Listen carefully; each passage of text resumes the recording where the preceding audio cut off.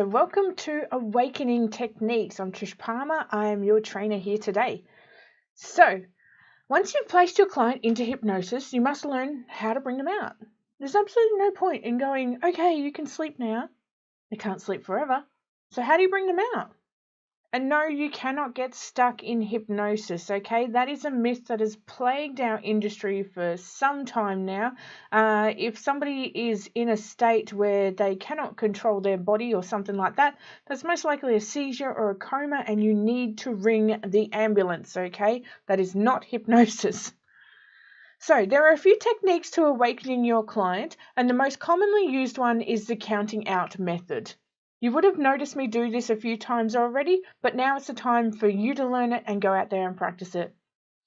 So when your client is coming out of hypnosis, they are in an extremely susceptible state. Like I said in the last video, they can be open to anti-suggestion. They can even do it to themselves where they say, oh, did it work? No, it didn't work. So they start to suggest to themselves that it didn't work.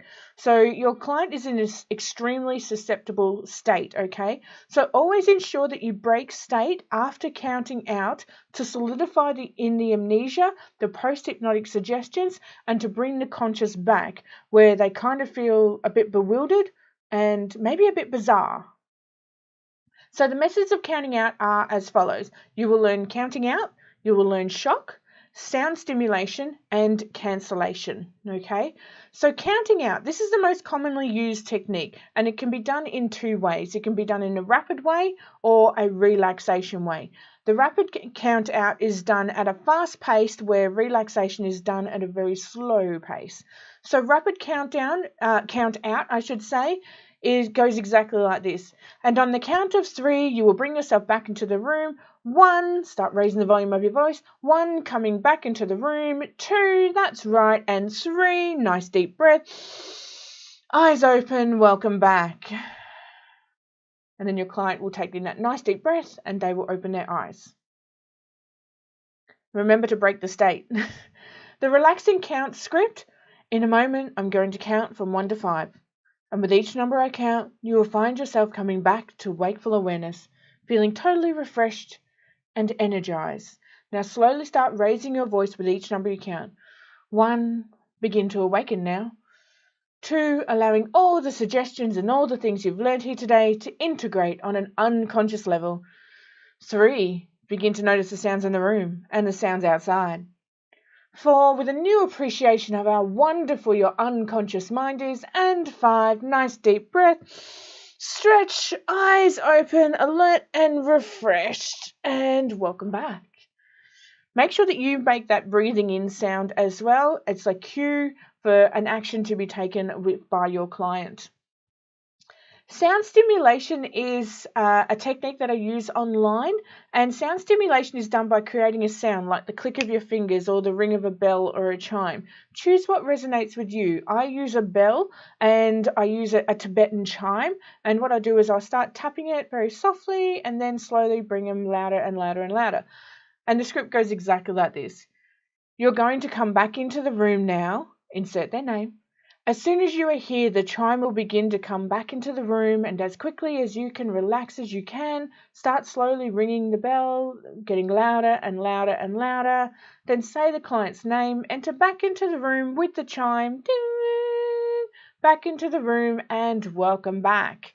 It just gives them a cue that this is ending, and it works very similar to a break state. As soon as they've opened their eyes, break the state. So, what's for dinner tonight?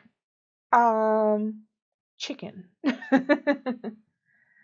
Shock technique should only be used when you're breaking habits for clients, okay? So this is a negative instigator. We don't use negative instigating a lot in hypnosis techniques, but we do use it when it comes to quit smoking, alcohol, and drugs. So you need some confidence to do the shock technique and ensure that you nail it. When I first started, it would make me quite nervous and anxious, but now I just do it because I've got it worked out. So when your client is waking from the hypnosis, they are in a susceptible state, okay? So you've taken them through the forest, you've done your induction, your deepener, your PHS, your metaphors and all that sort of stuff, and then they're slowly coming out of hypnosis. So slowly bring yourself back into the room, open your eyes, and as soon as their eyes open, lean over and sternly shout into them, It's the next cigarette that will kill you. Now stop it! And clap your hands right in front of their face. And this will like, get that heart pumping that this is something horrible and this is something I don't want to do anymore. So it's a negative instigator and you can use it for those bad habits. And they're just like, and then break the state. So have you got dinner planned yet?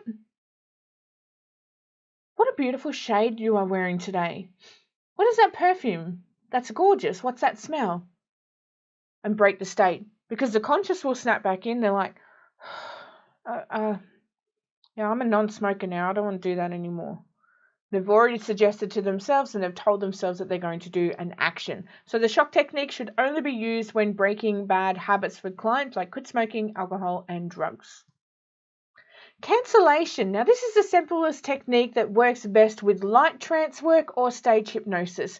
Very, very simple. So you say to your client, whilst you tap them on the shoulder, you can relax now and take back control. The hypnosis has been cancelled. Just simply open your eyes.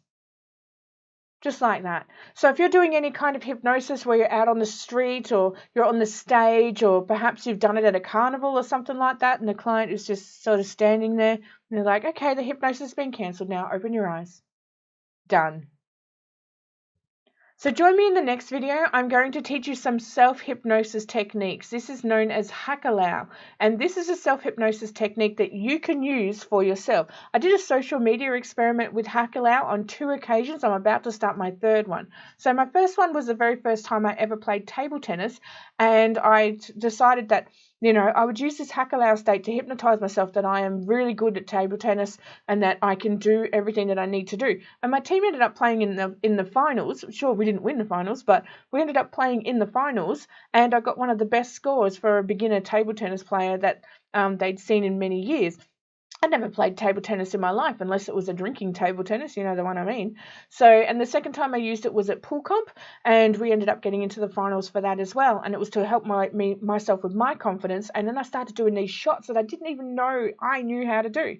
So I'm going to teach you the Hakalau self-hypnosis state next, and you can teach your clients how to do this as well. So I'll see you in the next video. Bye-bye.